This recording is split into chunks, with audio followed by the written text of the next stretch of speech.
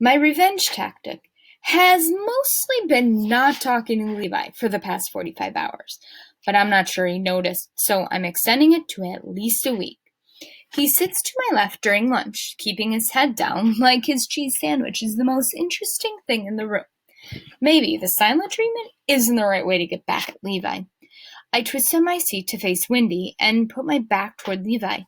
I wonder if he notices my rudeness. Wendy does most of the talking here at lunch and on the bus. I'm learning a lot about the similarities between the musicals Les Miserables and Hamilton. You can listen to them online. I know you'll love them, she says between spoonfuls of yogurt. So, will you listen to them?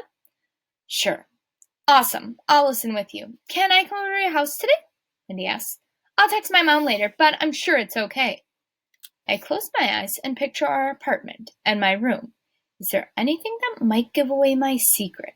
My walls are decorated with images of the Fibonacci spiral in nature. Flower petals, pine cones, nautilus shells, far-off galaxies. Wendy would probably just assume I loved nature, not numbers. I have a collection of math and engineering textbooks on the top shelf of my desk. Nana buys them at garage sales, and most were printed in the 1950s and 60s. They'd be harder to explain. I guess, but I don't have a house. We live in an apartment. I tug on my lightning bolt necklace. Part of me is hoping that this is not okay and she won't be able to come over. Cool. She puts her arm out like she's going to hug me or high-five me, and I jump back in my seat. My elbow knocks into something. I turn to see Levi's chocolate milk puddling across the table. Ugh, he groans. I'm sorry. I mumble. His sandwich and chips are already soggy. I drop 4 Clorox wipes on the table and struggle to open a 5th individual packet. This cuts into my daily supply, but also have enough for the rest of my classes. Other kids, including Maddie and Jennifer, hand Levi their napkins. I do the same. Levi picks up his room lunch and carries it to the garbage can. Other kids move their trays away from the puddle. Levi comes back with a roll of paper towels to mop up the mess. My mess. Serves you right for cheating. I only say this in my head, and it doesn't make me feel any better. Sorry, I whisper again. It was an accident, Levi replies. The brown paper towels, like the ones we have at school, aren't exactly super absorbent. He needs half a roll to soak up the milk. When the table is finally clean, Levi sits down. Then he pretends to bite in an invisible sandwich. The kid across from him laughs. Then Levi peels an invisible banana and pretends to eat it. More kids are laughing. Enough of the mime act, Maddie says, but not in a mean way. Okay, let's try that again. Enough of the mime act, Maddie says, but not in a mean way. She's laughing too. Then she reaches into a small handbag that she carries crossbody. Here, she holds out a couple of $1 bills to Levi. Go buy some more chips or an ice cream. Levi looks at the money. No thanks. I'll take it, another kid says. No, Maddie says. She shoves the bills into Levi's hand. Just take it. And then she turns to Jasmine, who is on the other side of her. Levi stares at the money for a second and then shrugs and walks to the food line. A minute later, he's back with Doritos and more chocolate milk. When he walks past Maddie, he says a quiet, thank you. He doesn't look my direction. This is the infinity symbol, numbers that go on forever and ever and ever and ever and ever. Wendy follows me off the bus into my apartment. So we've changed settings now, right? We were in school here. Now the infinity symbol occurred. So that means that there's a change of setting, but all within one chapter. Wendy follows me off the bus and to my apartment. As she's predicted, her mom agreed to the visit. I offer Wendy a squirt of hand sanitizer when we get inside. Nana isn't home. She's working the day shift at the Cracker Barrel. Do you want a snack? I ask as I clean the kitchen table with a Clorox wipe. Yes, please tell me you have something other than fruit or non-fat yogurt. That's all we have at home. We've got Twizzlers. Yes! I move a box of oatmeal and a carton of breadcrumbs to get to the candy stash. Nana and I both know where the candy is hidden. I'm not sure who we are hiding it from. Robbers or the landlord, the person who owns the apartment, I guess. I offer Wendy the open bag. She takes 3. I bite off the end of a Twizzler, and then I sit at the kitchen table. It's easier to keep secrets if we stay out of my room. I don't get why you do that, Wendy says through a mouthful. She takes a seat next to me. I shrug. I don't either. Then just stop. I can't. It's an OCD thing, right? Obsessive-compulsive disorder?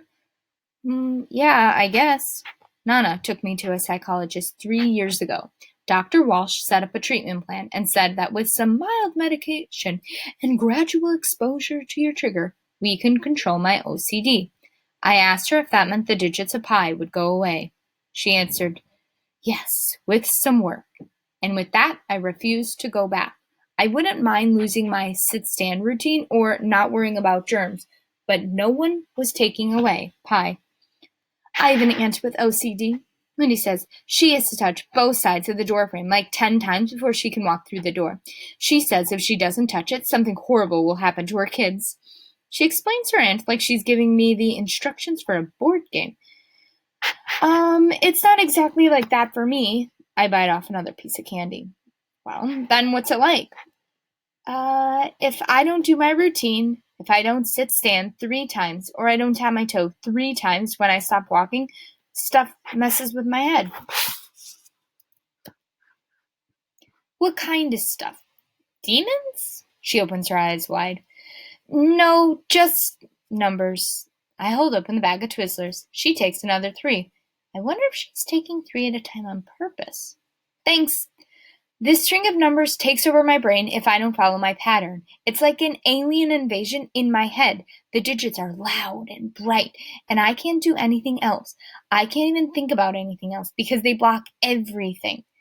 I don't tell her the numbers are digits of pi. That's an unnecessary detail.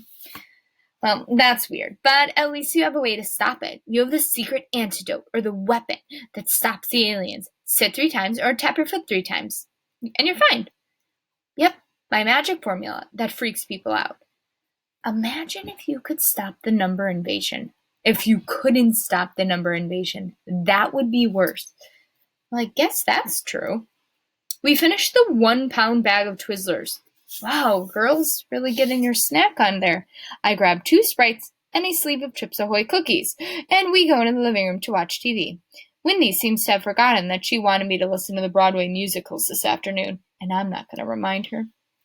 You have an endless supply of sugar here. I may never leave, Wendy says. I let Wendy have the remote. She flips channels until she comes to a commercial. Ooh! She grunts to the TV. Cookie crumbs fly from her mouth. What's wrong? I know she's not choking because she's making too much noise. She points to the screen. It's a commercial for the Rocky Mountain Lodge. I've seen it before, and it's not that exciting. A family enjoys a day of water rides followed by a meal and a hug from a raccoon mascot, and then the kids are tucked into bed by very happy parents. My mom says that I can have my birthday party there, Wendy says when the commercial is over. Cool. She doesn't seem impressed by my reaction. Have you ever been? No. It's going to be awesome. She holds out her hands like awesome can be measured as a distance. We're going to stay overnight in a suite, and we're going to go on every ride. That's assuming I get all A's first quarter, but that shouldn't be a problem. When's your birthday? I asked. November 10th. That's not for 71 days. Wendy opens her mouth dramatically like a cartoon character. What the what? I think it's 71 days. I laugh and rub my palms on my khaki shorts. Wendy pulls out her cell phone. She taps the screen, and then she shrugs. You're right. I'm good with dates. It's a game I play with my grandmother. We call it Countdown. It's really not hard. We know how many days are in each month, right? I guess. We watch TV and finish our snack. I actually like having Wendy over, but I'm dying to know if someone solved my epic problem in the math forums. I wrote it so that it seemed super simple, but there was a twist. I bet 90% of people miss it. I'll be right back. I get up. Wendy doesn't ask me where I'm going. She's focused on a show about children working conditions in Bangladesh. I boot up the computer and log on a MathWiz. Pause there. You have a friend over and now you're going to log on a MathWiz? Lucy, that's not a way to keep a friend. Life advice with Miss Bloom. When you have a friend over, be with your friend and don't try to log on to, your math forums and your whatever else is while they're there. Go talk with your friend. Oh, Lucy. 41 people have tried to solve my problem. I scroll through the solutions. Wrong. But then I see it. The right answer. It was posted by Math Master. I write in the comments, awesome, you got it. I don't admit that part of me is disappointed that the fourth person figured it out. The next 37 posts are all arguments about whether Math Master was right. Hey, Lucy?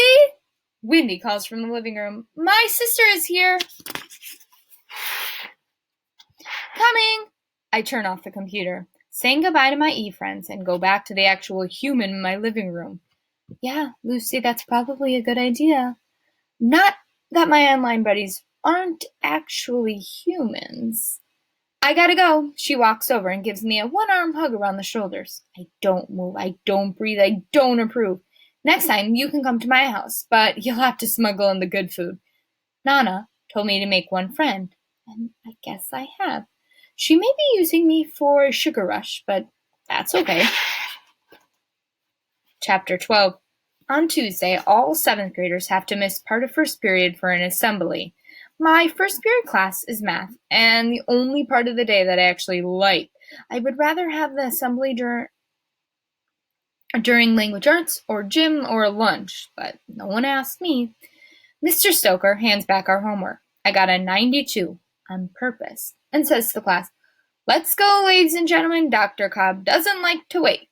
Levi and I stand up at the same time. I want to say, done any cheating lately? But then I see his homework grade. Got a 45. I decide to continue to give him the silent treatment. Our class sits in the 4th and 5th rows of the auditorium. I'm able to sit doing my usual 3rd times a charm routine without touching the armrest, so I don't need my Clorox wipes. Wendy is on my left. Maddie is supposed to take the seat to my right, but she leaves it empty and takes the next chair over. This makes Mr. Stoker upset. "Move all the way over, Maddie." He points to the empty seat next to me. She does what he says, and then the 11 kids to our right have to slide over so that no seat is left empty. Mr. Stoker smiles at me like he's done me a favor. He hasn't. "Don't look at me. Don't breathe on me," Maddie whispers. We both lean in opposite directions. Yikes. After all the classes arrive, the principal gets on stage. "Good morning, East Hamlin Cougars," Dr. Cobb begins. Some people mumble a reply of "good morning," mostly the teachers. By all accounts, we seem to be off to a great year. Teachers are already handing out piles of homework, and the cafeteria is serving veggie sloppy joes. It makes the principal proud. He pauses, maybe waiting for a laugh. But let's be serious. It's now time to lay a strong foundation for your education and your future. At East Hamlin Middle, we expect our students to flourish not only in the classroom but also in the community. This year, like every year, you will be required to complete a service project. Last year, your projects were class-wide. As 7th graders, you will work in teams of 3 or 4 students to identify a need in your community and a solution. This is your chance to make a difference. You can change the world for the better. Dr. Cobb uses his hands a lot while he talks. He seems to be counting off the items on his fingers, but I can't imagine what. Mrs. Jensen runs the program and will give you more information. Dr. Cobb claps as Mrs. Jensen steps forward. The students clap too, sort of. The screen at the back of the stage flitters with color. A PowerPoint presentation pops onto it. I count the words before I read them. 9 words, 50 letters, 1 colon. Cougars Care Projects, making a difference in our community. I know what you're thinking, Mrs. Jensen says to us, a statement I always find weird because I'm never able to guess what another person is thinking, and she claims to know what an entire 7th grade class is thinking? You're asking yourself, how can I make a difference? I'm only 12 or 13 years old. I can't drive. I don't have any money. I have homework and soccer and dance. How can I help my community? Well, that wasn't what I was thinking. I was calculating the numbers of hours left in the school year, 1,160. Here are some of the projects that 7th grader students, same as you, have tackled over the past few years. She waves at the screen with one hand and uses her other hand to press a button on a laptop that sits on the podium. We watch a video that profiles different projects. The first shows 3 girls in matching shirts bringing Legos to a local children's hospital. The next features 4 boys who collect old sports equipment to send to Kenya. I never really thought of Kenya as part of my community, but one of the boys says because of technology, we have to think of our community on a global scale. The last group is 2 girls and a boy. They organize a day where people help clean Liberty Park. It actually seems like the most work out of the 3 projects. They get sweaty and dirty, and it doesn't look like much fun. When the video finishes, Mrs. Jensen claps. And that is only a sample of the great accomplishments by our students in the past few years. And now it is your turn. When you return to first period, you will receive a packet with all the details. There are several deadlines along the way.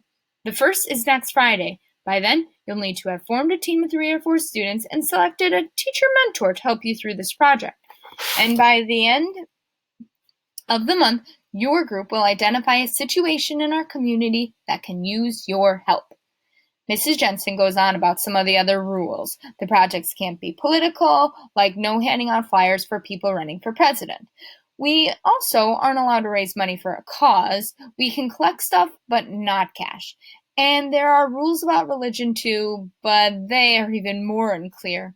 Wendy grabs my arm when Mrs. Jensen finishes. We'll be a team, right? Sure, I say, but we'll need another person. I'll find someone, no problem. Then we're going to change the world. She says it like she believes it. Great. I want to be excited with her, but I don't think we'll be able to find someone willing to work with us. Well, willing to work with me. And changing the world is a tall order for someone who is just trying to survive each day. Chapter 13. There's no need to hide my genius in language arts class because I'm not a genius in language arts class. I'm a decent reader and an okay writer. But when a teacher puts words in front of me, I have to count them before I can read them. I like counting and I'm a fast counter, but I don't have superhero abilities. I saw a scene in this old movie where a waitress drops a box of toothpicks and the savant guy looks at the pile and tells her how many toothpicks are on the floor in a split second. I can't do that. It takes me time to total the number of the words in the page and the number of letters in the words. I'm sure I'm faster than anyone else in the 3rd period language arts, but my counting is extra work that doesn't give me any extra credit. So when Mrs. Fleming hands out a short story, I try to count the words quickly. Unfortunately, she calls on me to read first. Lucy, begin, please begin. I pass. Excuse me? What exactly are you passing on? She asks, and the rest of the class laughs. Can someone else read it? I've only counted the words in the first paragraph, 192. I'm sure someone else could read it, but I asked you. She takes off her glasses. Not sure why. Maybe so I can see her evil stare more clearly. I look down at the story. I count the words in the 2nd paragraph, only 27, for a total of 219. You may begin, Lucy. Miss Fleming interrupts my counting of the 3rd paragraph. Most of the class laughs. I blink a lot to keep my eyes from getting too wet. I read the first paragraph slowly. I pause after each sentence and try to count more words. I can't. I reach the bottom of paragraph 2 and stop. Very nice, Miss Fleming says. Continue, please. The next paragraph is long, and I push myself hard to count all the words so I can read. Kids around me murmur. They whisper. Miss Fleming sighs heavily. My head feels light.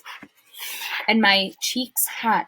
I lose my spot in the jumble of words. I have to start over. I lost my place, I whisper. I'm not talking about the words, but the count. I need the count. My eyes move quickly over the first few lines, reconfirming their totals. First line 17, second line 22, third line also 22, fourth. I'll read, someone calls out. Fine, Miss Fleming says. Take over, Wendy. And Lucy, I'd like to speak with you after class. I let out a breath and sink into my seat. I don't worry about what excuse I'll give Miss Fleming at the end of the class. I just count. We finish reading the story as a class, and then we form groups to discuss the theme. I'm grouped with the 3 girls I haven't met. They make me the secretary, which means I have to write everything down and do all the actual work, while they talk about some boys. I don't know. I try my best to answer the questions written on the smartboard. After class, I stick around as Miss Fleming ordered. She seems to forget about me until I start walking toward the door. Lucy, she calls out, do you want to explain your reluctance to participate in class? I shrug. You're a very smart girl. What do you mean? I shouldn't respond. I should be quiet and nod. Miss Fleming's eyebrows shoot up. Personification. I mean, you seem like a smart girl. She knows nothing about me. It's just teacher talk. Phew. That's a relief. Life is easier when there are no expectations. You're plenty of capable of exceeding in this class, but you will need to participate. Follow the rules and do your work. I was the only one in my discussion group who did any of the work. Miss Fleming doesn't seem to know this, or she doesn't care. Do you understand what's expected of you? She asked. I don't like to read out loud. The words get jumbled in my head or my mouth or something. I try to explain my problem without really explaining my problem, hoping she'll understand and maybe show some sympathy. Okay, this is something we can work on. A goal. She pulls off her glasses and puts them to her lips. Wait 1 second. She walks over to her desk and opens a blue folder. I'm already late for science. Everyone will watch me walk in and watch me sit. You know what that means. Here, she hands me 4 sheets that are stapled together. We'll be reading this story next week. You can practice reading aloud so you're more comfortable. Thanks. I can count all the words ahead of time, too. For a split second, I think about telling her the whole truth. I decide against it. And our first class novel will be The Call of the Wild, if you want to read ahead. She points to the piles of books on the back shelf. Thanks, I say. You'll see, Lucy. By the end of the year, we'll have you comfortable reading out loud. She gives me an encouraging smile. I wish I could believe her, but I know I'll never be comfortable in this school. Chapter 14. I survived my first 2 weeks of middle school. Only 171 school days to go until summer break. We have homework for the weekend, but it's for language arts, not math, so that's disappointing. Mr. Stoker thinks he's rewarding us by not giving homework on Fridays. Wendy and I share a bag of peanut M&Ms on the bus ride home. I don't mind sharing because she always uses hand sanitizer when I offer it. Hey, my mom said you can come over for a sleepover tomorrow night, Wendy says. Can you come? I don't know what to say. I've never spent the night at someone's house. Don't worry, I told her she has to clean really good for you and get Clorox wipes, a lot of them. You shouldn't have said that. She's going to think I'm a brat. And Wendy knows I carry my own wipes everywhere. It's like she wants her mom to know I'm weird. No, she won't. So, can you come? I'll have to ask my grandmother. I can't tell if the feeling in my gut is excitement. Someone's inviting me over. Or is it fear? So much could go wrong. Or maybe I haven't cleaned the desks enough at school and finally caught some disease. I'm pretty sure I'm going to throw up. Why do you want me to sleep over? I asked. It'll be fun. Okay. Wendy gets off the bus before I do. She says she'll call me in an hour to make plans. She needs to know if I'm allowed to watch R-rated movies or just PG-13, and if I can smuggle in candy. Nana is thrilled to hear about the sleepover. Judging by her jumping around, you'd think I'd been invited to the White House. The next day, we argue about things we'd never argued about before. Clothes. Not those pajamas, She makes a disgusted face. They're fatty! Take the purple PJs with the owls. They're not comfortable, I say. They're cute. Well, cute wins, but only because I don't feel like arguing anymore. We're leaving in 5 minutes, she says. That gives me enough time to get online and explain my absence. I haven't missed a Saturday night math chat since February, and that was because we had an ice storm and didn't have power for 106 hours. Lightning Girl, it is with heavy heart that I share this news. I will be unavailable for the Saturday night math chat. When I return in 18 hours, I will comment on the topics discussed. I'm trying to sound professional, but judging by the reactions, I may have taken it too far. LG, is everything okay? Sounds serious. You're in my thoughts and prayers. I'm okay. TTYL or tomorrow. TTYL, talk to you tomorrow. We've got our infinity symbol, which means we're on a new setting. Wendy lives in a neighborhood where every home has a sign in the bushes advertising its brand of security system. Picture it, visualize it. Her house is 3 stories tall, with real pillars out front. Nice place, Nana says as we walk past the rose bushes and onto the porch. I go to ring the doorbell with my elbow, but Wendy opens the door before I get a chance. I've been waiting all day. Wendy yanks me in by the arm. Come in, she says to Nana. Hey, I tap my toe 3 times. Look, hand sanitizer right near the door, just like at your place. It's the only thing about Wendy's house that is just like my place. She gives me 2 squirts. Thanks. Wendy picks up a paper from the same table and puts it in my face. Here's a list of everything we're going to do. She holds it too close for me to read. I can see that she's numbered the activity, all 31 of them. Okay, I say. I probably don't sound okay. I can't catch my breath. Mrs. Callahan, is Lucy allowed to dye her hair? Wendy asks. Nana says, are your parents home? My mom is, Wendy answers. Then she turns around and yells into the quiet house. Mom! Lucy's grandma wants to talk to you! Wendy turns back to us with a smile. My father doesn't live here anymore. My mom kicked him out last year. I'm not supposed to know the reason, but I do. Do you want me to tell you? No, Nana answers. Miss Siddon walks into the foyer like the entranceway before Wendy can share any family secrets. Her shoes click on the hardwood floor. 1, 2, 3, 4, 5, 6, 7, 8. She's tall and thin and very put together, like with makeup and jewelry and high heels. Her black skirt and pink shirt, the color of the number 11, makes me think she's dressed for something important or that she is really important. She looks nothing like Wendy. Hello, she holds her hand to Nana. I'm Adele Sitton.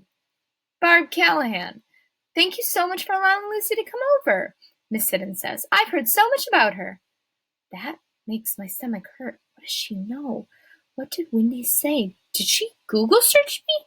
Lucy is very excited, Nana says. Great. Miss Siddon puts her hands over Wendy's ears. Wendy has a hard time making friends. I can still hear you, Mom. Wendy pushes her away. The adults exchange phone numbers, and Miss Siddon asks if I have any allergies. I don't.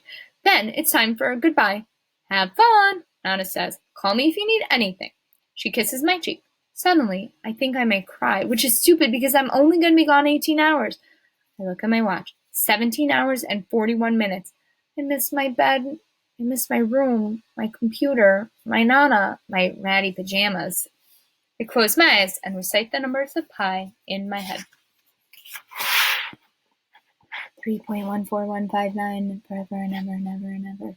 You okay? Minnie asks, grabbing my shoulder. Yeah. I tap my toe 3 times to stop the flow of numbers. Come on. She gives me a tour of the house, which doesn't include many details. Dining room, living room, fancy living room with no TV, mom's room, kitchen, all of them are huge. I count the stairs as we walk up, 18, and don't touch the handrail. Wendy has an older sister named Cherish who isn't home. The upstairs belongs to them. They each have a bedroom. There's a study with 2 desks, and the walls are lined with bookshelves. I want to count all the books, but we don't stop. And a room she calls Frog, with a big TV, beanbag chairs, a video game system, and a shelf of board games. Frog? I ask. There isn't an aquarium, and it isn't decorated with Kermit pictures or lily pads. Family room over garage, Frog.